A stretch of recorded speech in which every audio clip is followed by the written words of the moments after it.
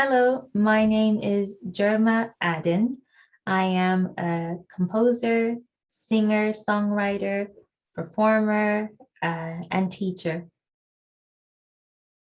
Well, it started with being raised in a very musical family and pursuing lots of musical interests as a result of that, singing at home, playing instruments at home for fun. Um, and then in school, there were opportunities to play musical instruments in school, which I took these opportunities, not necessarily knowing what was going to happen after. Just I had an interest in music and I kept pursuing it in schools. And my teachers saw that I was really keen, and also they saw that there was something there. So they kept encouraging me. They kept giving me opportunities to perform places, to create music, um, and perform in groups as well, and bands, and orchestras. And the more I kept doing that, the more I started to see that I could do this as a career. My love of music was inspired by growing up in a very musical house. My family is quite musical, and I was also inspired by my music teachers in school, secondary school, and primary school as well. And going onwards to university, I was inspired by my university professors as well, and the kind of music I was exposed to in my education. Um, and I was also inspired by artists and musicians who were already out there doing their thing and creating music that sounded really cool. And I thought, you know what, that sounds amazing. I'd love to do that, or I'd love to do something similar to this. So I've always been inspired by Regina Carter, a violinist, a jazz violinist, Stefan Grappelli, another violinist, who were doing music in a different way on the violin, and it drew me into that kind of world a bit when I saw what they were doing. And I got to see also what you could do when you play in an orchestra. So music that was being performed by a whole orchestra of musicians playing together collectively, that inspired me to get into music and to listen to different types of music for fun. And it just sent me down so many different rabbit holes of different types of styles of music. I was once I saw how, for example, how Regina Carter was playing the violin differently, and not just in a classical style. It got me thinking, what else can I do on the violin? And Seth Lakeman playing and singing with the violin at the same time got me thinking, well, maybe can I explore that as well? So there's just so many different rabbit holes that I went down just from listening to music and being exposed to different types of music throughout my life. I like to listen to music that is a bit quirky, that has a story behind it. I'm not saying a genre. I'm not saying a person. It's because I'm usually listening for a specific thing. Does it have a story linked to that song? Does it have does it have something linked to the person that is singing it? What inspired that person to write that song specifically? So I'm always looking for the little nuggets between the music that explains the music. Also, I'm looking for, when I listen to music that excites me, I'm looking for a new way of doing things, something that challenges my ears a little bit, but also has a wholesome feeling about it.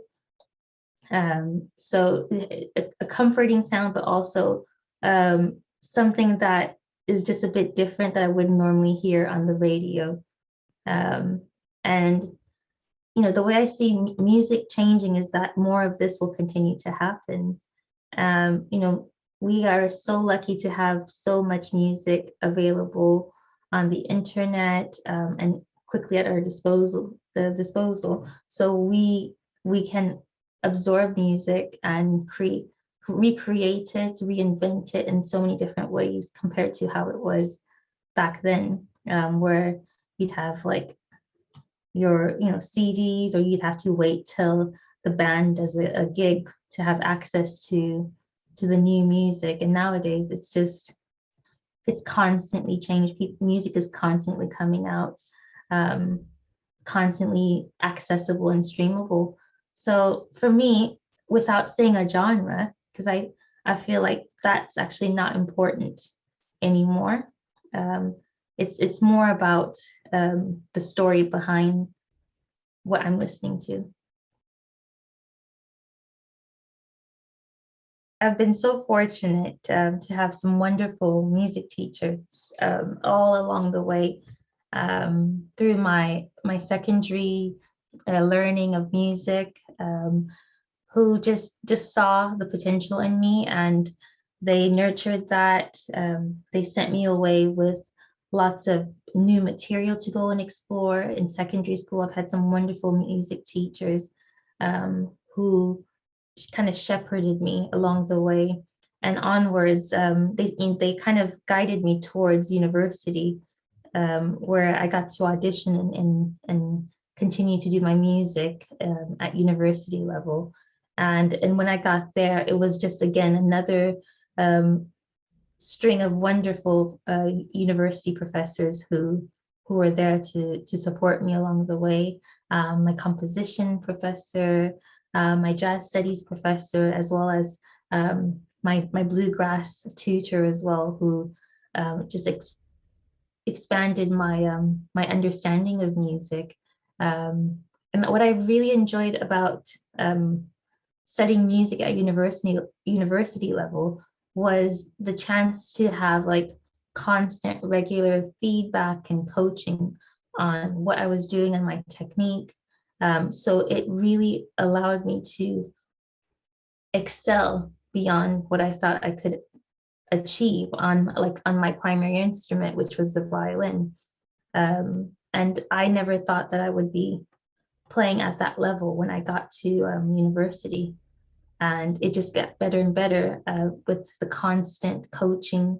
Um, and I remember what my jazz studies professor said about music, and that always stayed with me. And he said that if you want to study music, sorry, if you want to do music as a career, he said practice it like a 9 to 5 job. And we thought, at the thought, I was like, oh, that's really intense. That's a whole day.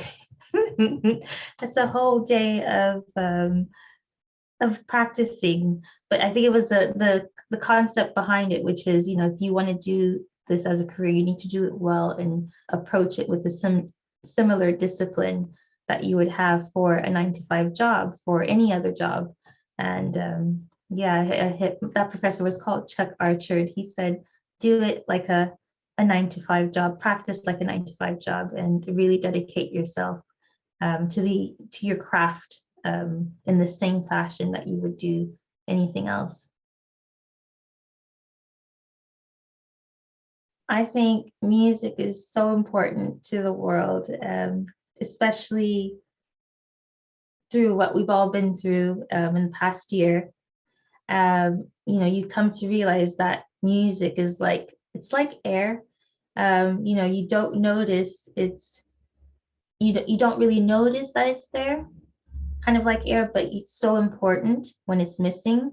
And when the music is actually quite present, you just go, oh wow, that was what I needed right now in that moment. And we're so lucky that we can just tap into music, especially to support our mental health in difficult times, and also brings people together as well, music. And I find that in the past year, it's been so important to me, even as a musician. I took that for granted. And going through that difficult year, music was so vital for supporting my own mental health, as a musician, performing it, but also listening to it as well. So for me, it's like air. It's so important, absolutely. And I just want to encourage more people to tap into it in any way that they can. Folk music for me is music that is linked to my origins, the places that I live.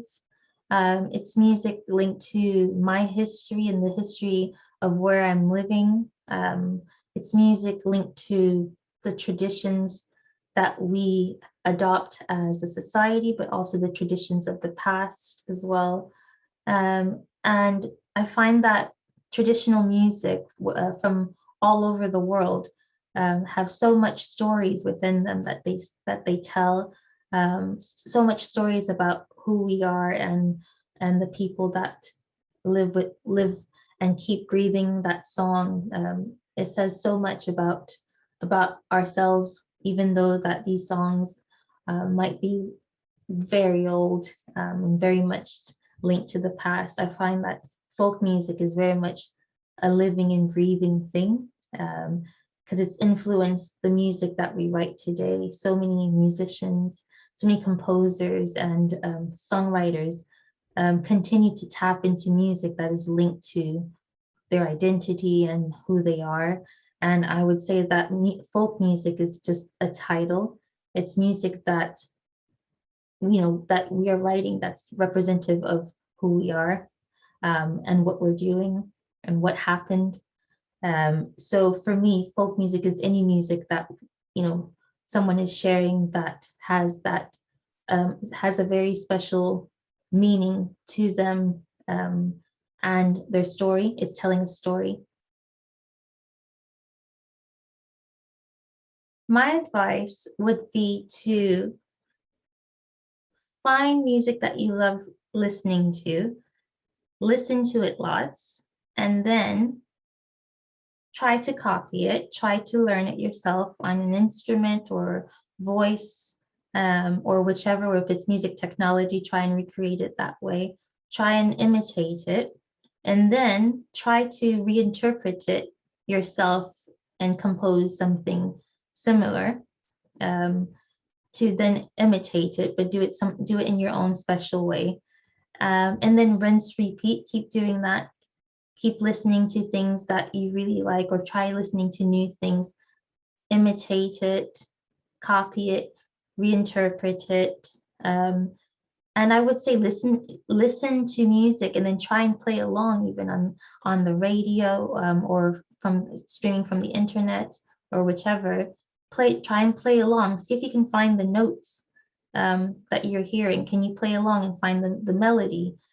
Because those are like skills that are so important. Just being able to find the note of something that is being played, without having any reference point, because it builds group skills. Because one day you might need to play with the group or sing with the group and sing in tune.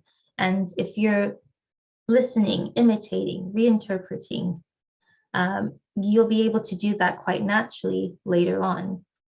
So just listen to lots of music, practice lots of music yourself on your chosen instrument, and just keep getting better at it to a point where you're doing it yourself, you're creating the music yourself, without any reference points, and it's all coming from yourself.